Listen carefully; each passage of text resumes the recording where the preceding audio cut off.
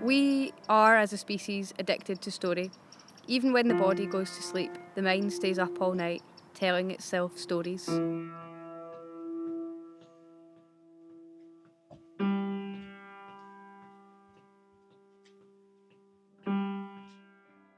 We are, as a species, addicted to story.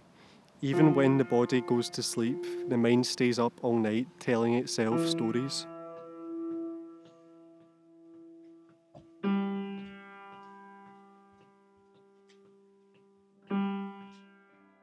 We are, as a species, addicted to story. Even when the body goes to sleep, the mind stays up all night telling itself stories.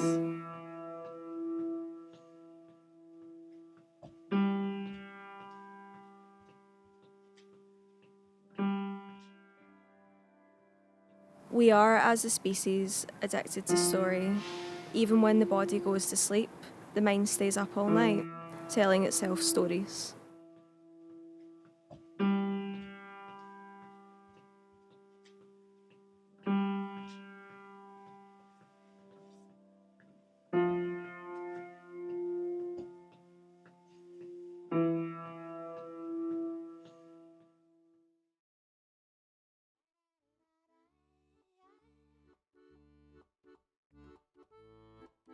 Little baby, don't say a word. Papa's gonna buy you a mockingbird. And if that mockingbird won't sing, Papa's gonna buy you a diamond ring. And if that diamond ring turns brass, Papa's gonna buy you a looking glass. And if that looking glass gets broke, Papa's gonna buy you a billy goat.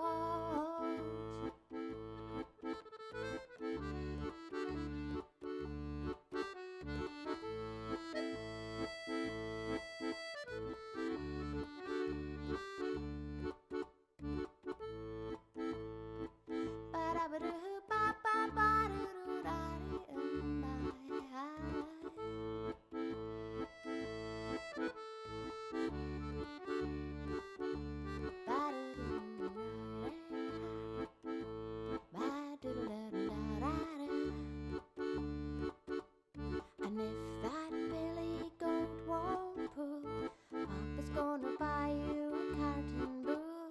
And if that carton bull turn over, Papa's gonna buy you a dog named Rover. And if that dog named Rover won't bark, Papa's gonna buy you a horse and cart. And if that horse and cart fall down, you'll still be the sweetest little baby in town. Sweetest little baby in town. Sweetest little baby in town. The sweetest little baby in town.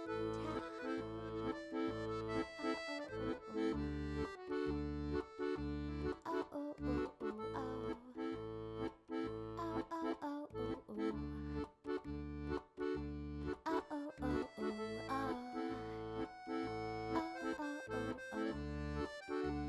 Oh, oh, oh, oh, oh. Oh, oh, oh, oh, oh.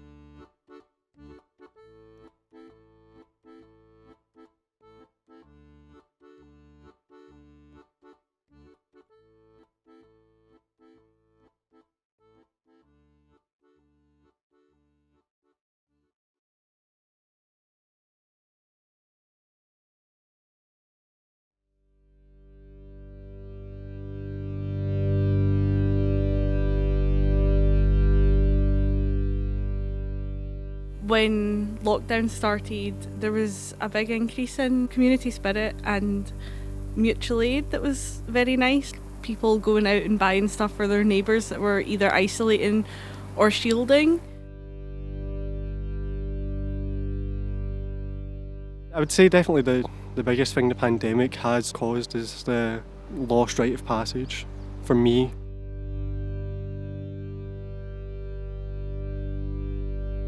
You know, you would walk down Buchanan Street and no one would be there. But at the same time, there were deer in Buchanan Street.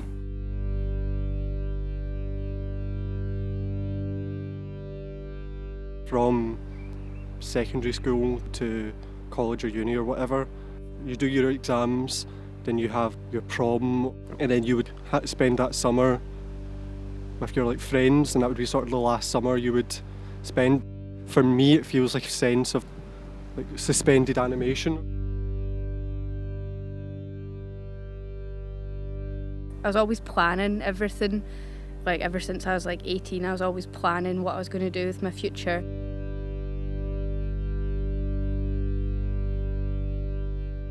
I don't feel like I've moved on almost from school. I feel stuck because of the pandemic. I've been sitting in my bedroom doing uni for the past year, which is just soul destroying almost. People offering to support them with access to medical appointments that maybe they didn't feel able to go to because they couldn't go on public transport.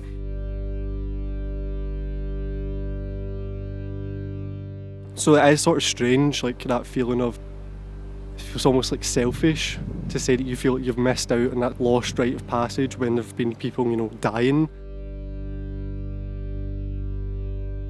It'll be interesting to see what kind of world we live in after this, if there's going to be some sort of new normal, or it will just, because I can't really see it going back exactly to the way it was before.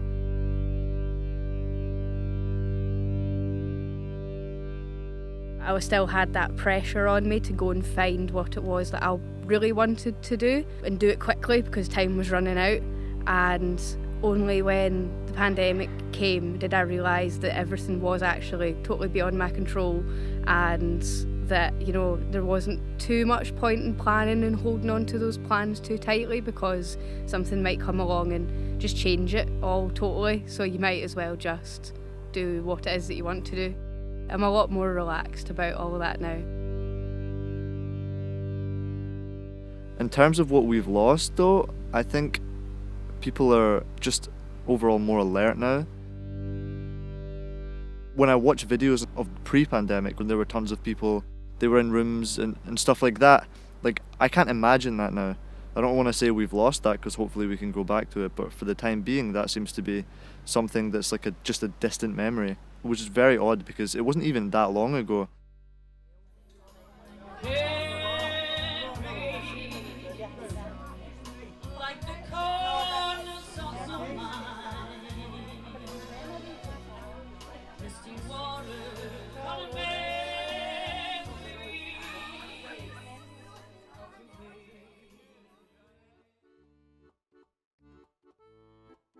Little baby, don't say a word. Papa's gonna buy you a mockingbird. And if that mockingbird won't sing, Papa's gonna buy you a diamond ring. And if that diamond ring turns brass, Papa's gonna buy you a looking glass. And if that looking glass gets broke, Papa's gonna buy you a billy goat.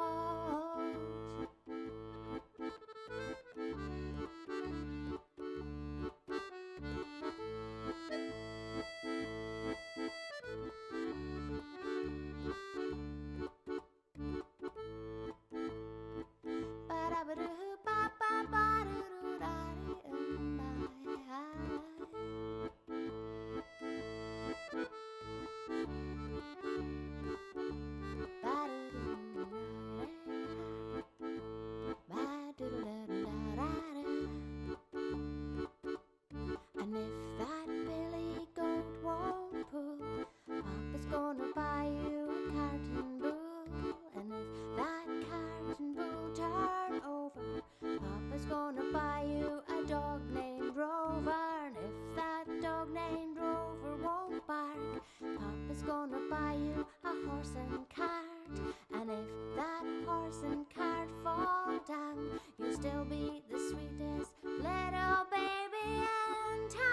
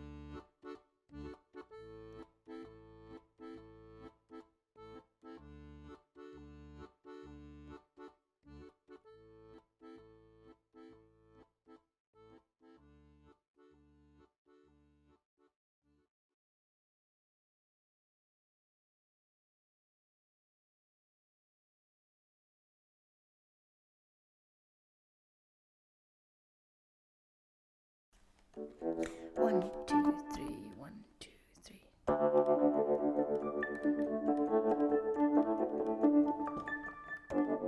And it's the best years of your life, 18 to 24, isn't it? Older people have made more sacrifices than us, arguably. But I think when things are very uncertain right now, there's a lot of different opinions rather than a set rule for people a certain age.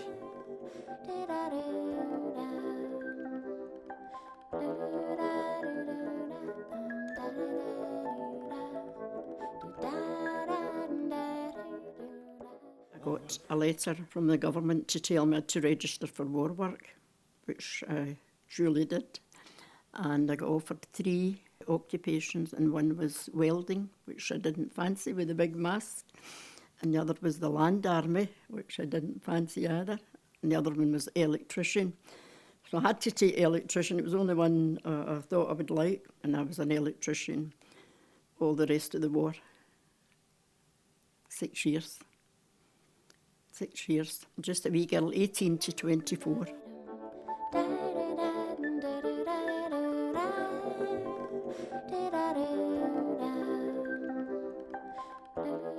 People always think, oh, I'm 21, I'm 22, and people go, oh, you're going to love it, you're out and about, you have no responsibilities. And it's the best years of your life, 18 to 24, isn't it? Because you're just getting on and you're buying clothes and you're going to the dancing and you're starting to live as a lady, as against a child.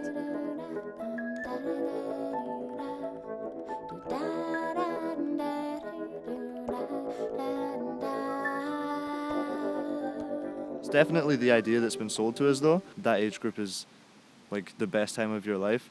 That's kind of terrifying, because if it doesn't live up to what it's supposed to be, then it seems the rest of my life can't be any better than that. It's exciting to see if that's the case. I don't know. I really don't know. I saw a pin, I allegedly break my finger every day. I saw a pin, I allegedly break my finger every day.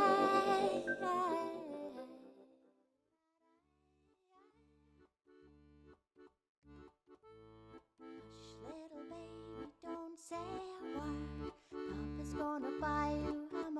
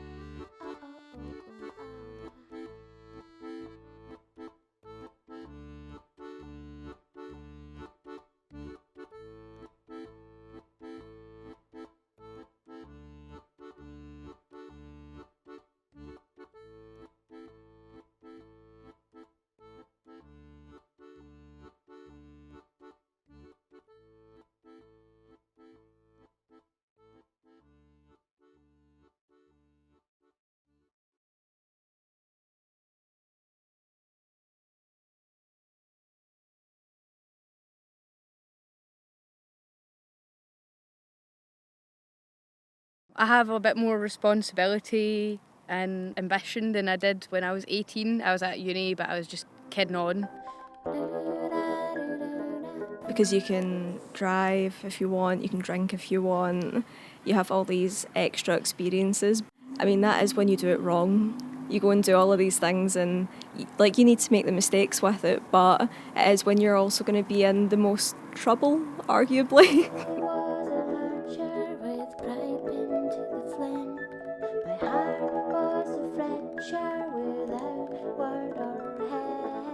Even though I am 23, I've noticed a huge difference between me now versus me just 5 years ago when I was at high school, because I know who my friends are. I know who I am mostly. There's still a bit of finding out there. Would like to meet the rest of her.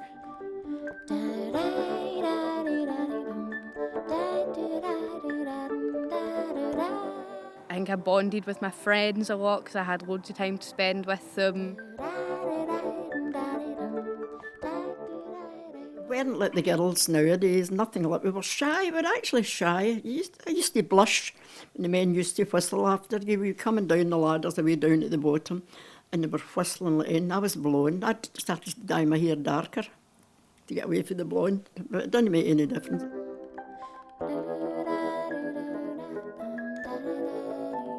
We were doing exciting things like going on holiday together for the first time. They were never used to having ladies on a ship. Never. It was unheard of women in a shipyard.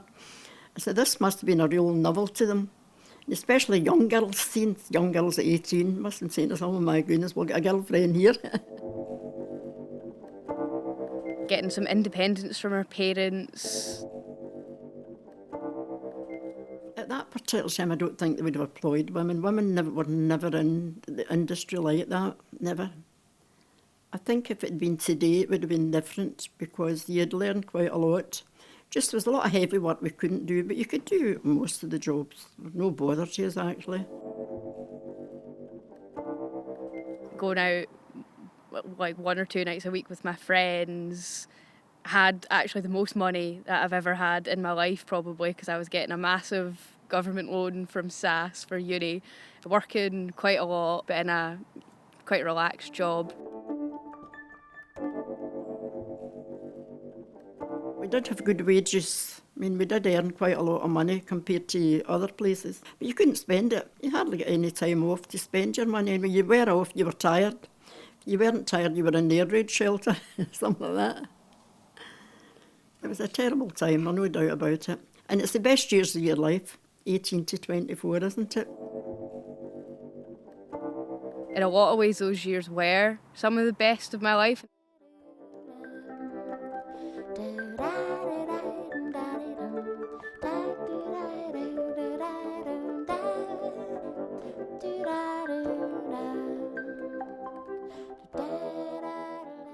My generation, we are really quite lucky in a lot of ways in our youth, but then we have less opportunities maybe in our 30s to own homes or to have really stable jobs.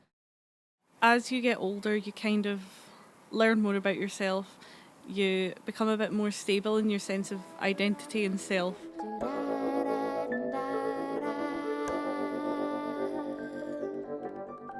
I have quite a lot of excitement about my 30s. I guess I don't feel any pressure to get married or have kids, and my 30s can be totally my time. Awareness of what will make me happy rather than just doing what everyone else is doing around me. Now I feel more free than I have done, and I think and hope that that will continue.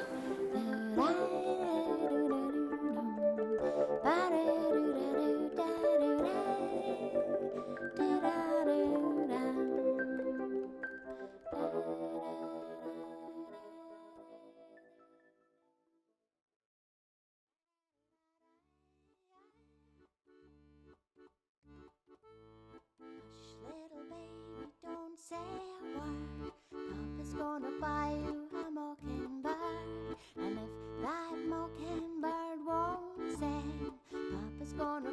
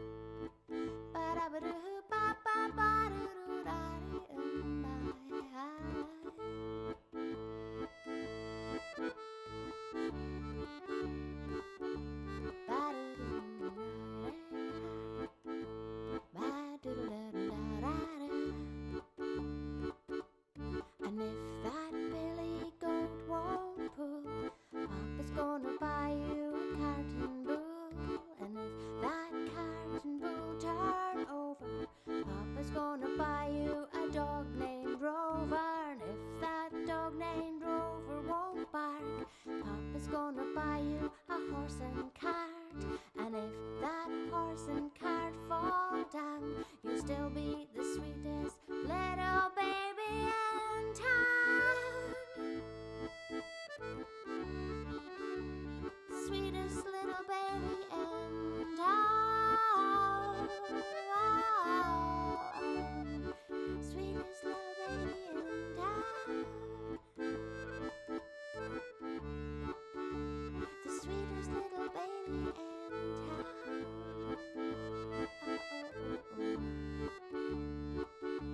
Oh, oh, oh, oh, oh. Oh, oh, oh, oh, oh.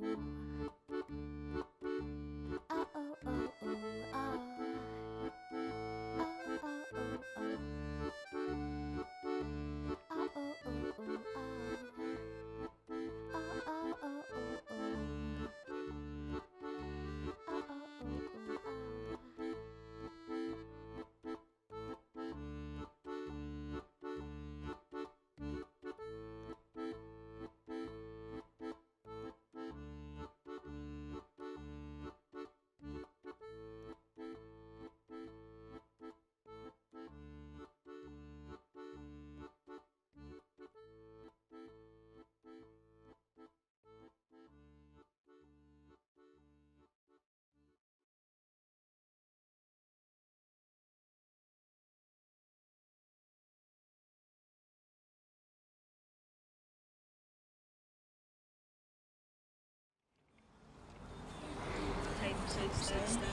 I think in a lot of ways it has in terms of physical time passing, but a lot of the things we do have maybe been amplified and sped up.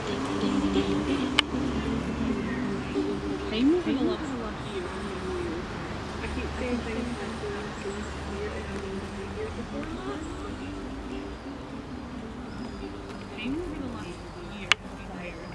I keep saying things happened last year, and I mean the year before last. Change my plans and change my hopes because this is insane.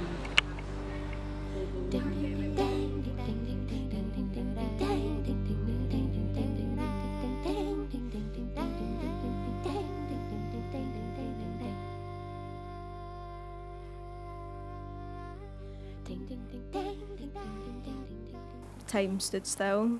I think in a lot of ways it has in terms of physical time passing, but a lot of the things we do have maybe been amplified and sped up.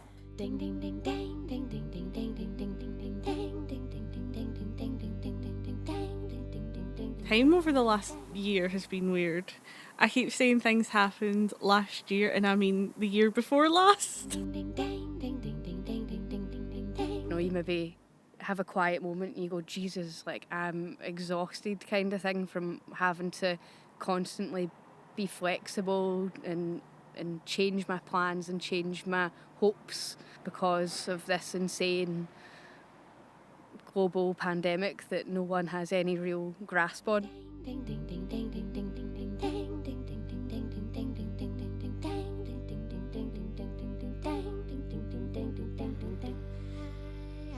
In the past year, I feel like time hasn't exactly stood still for me because I've been doing a master's degree, and because I've been volunteering and doing a lot of new things in life, time's been going quite fast and quite crazy in a lot of ways. The 2-week gap between Christmas and New Year, except it's been a year-long gap. To tell us we're too young to really be in love. They say that love's a word we've never heard. But even in terms of my relationship, I hadn't been with my boyfriend for that long at the start of the pandemic. And then he ended up very quickly moving into my house with me and my mum. And then now we live together. And it's great because we know each other really well and we've had all this extra time to be together. But in a kind of normal time scale, those things wouldn't have happened yet. Too young to really be in love. They say that love's a word we've never heard.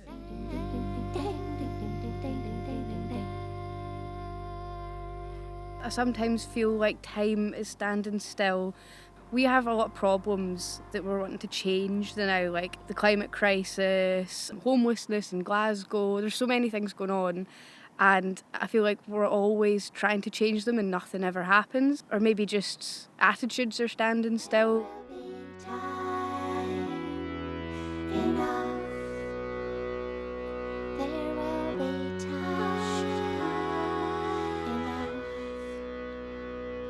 There will be time enough. There will be time enough. There will be time enough. There will be time enough.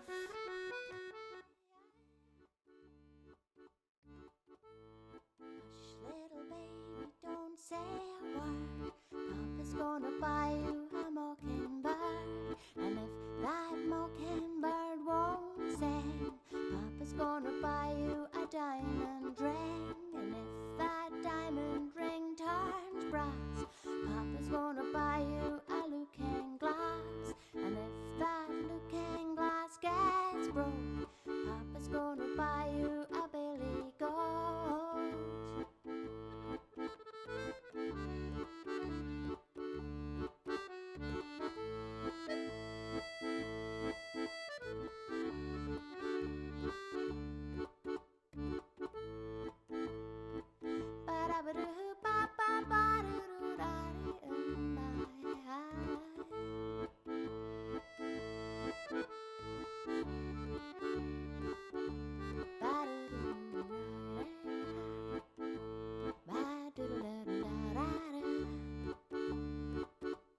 And if that billy goat won't pull, Papa's gonna buy you a carton bull.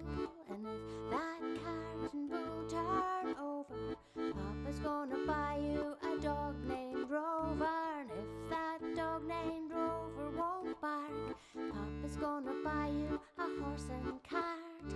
And if that horse and cart fall down, you'll still be the sweetest little baby in town.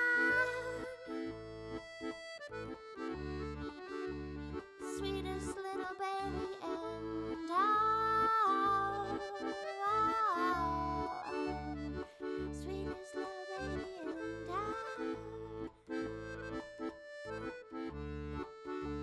The sweetest little baby in town.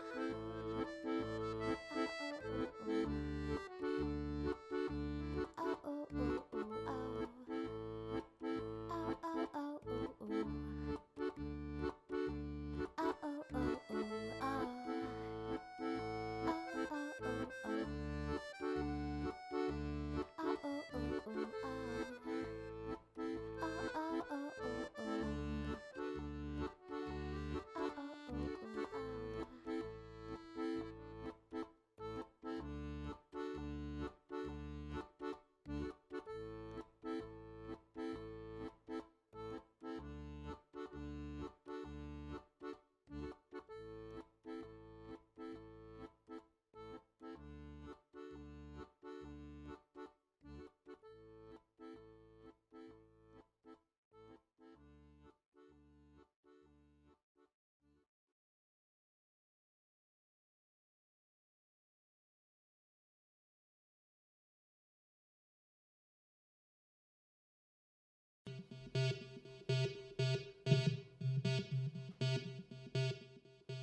I don't know if you can be proud of a city, but you can definitely be proud of the people that live in the city.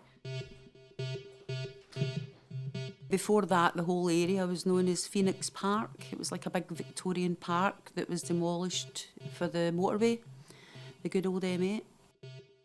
I joined a protest group, handed out flyers telling people what was happening. Join here, protest against it. Because you can be proud of the memories that you've made in it and the people that you've met in it, and a sort of unique sense of self and place that you have in the city. Made no difference. It doesn't matter how many people protested. They went ahead and did it. And why they decided the motorway should go across this side of the city to the other side of the city, I don't know. I guess for the motorway it was a good thing, but it wasn't a good thing for the people because they lived and breathed and loved in this area. Like Jimmy Reid, I think he's really impressive. His writings are really interesting. The speech at the Union about alienation. You knew that the council had the power and you didn't have the power. So it was the powerlessness of the ordinary people in the 60s and the 70s. I'm proud of Glaswegians. I would say I'm proud of Glasgow because we have done quite a lot for the world. I think there's a lot of history in Glasgow, like anywhere, but I think we're quite good, or at least getting better at talking about it. Glasgow was beginning to get on a wee bit better. They were beginning to demolish a lot of the old tenements and they were building a lot of new houses. They built Easter House, which was a wee bit of a disaster, you know. But they did build a whole lot of new houses. We had no choice. I think it got to the stage there was a clean-up in the city, and I think that's when they started. They called it the slum clearance. Sadly, some of the buildings could have been saved. Ours was probably getting a bit beyond repair. Where we stayed in 17 Ross Street, there was a woman getting a new fireplace put in and taking the old one out. And when they were taking it out, the building was that way, subsidence. So we were all in danger. And that's when they said, you all need to get out. Some of the buildings were terrible when I was a wee girl. They were terrible, terrible. And we were shoved up to Blackhill, the notorious Blackhill. But there was nothing wrong with Blackhill. No, not a thing, because that's where I learned to grow up and look after myself. The old arguments between Glasgow and Edinburgh. Deep fried Mars bars, that doesn't mean anything to me. And I think that's why everyone argues about which is the best city, because everyone has really valuable experiences of that city and different reasons for loving it. Lister, like Robert Lister, one guy that discovered bacteria and viruses, lived in Glasgow and his first hospital was at the Royal. There's a big plaque, you can see it. The old Rotten Row, because that's where I was born actually. I was like one of the last babies born in Rotten Row. Yeah. I think a lot of people don't really leave here. There's generations that have lasted a very long time here, and I think that definitely builds more of a community compared to other places. Glasgow was beginning to get on a wee bit better. I think you can be proud of a city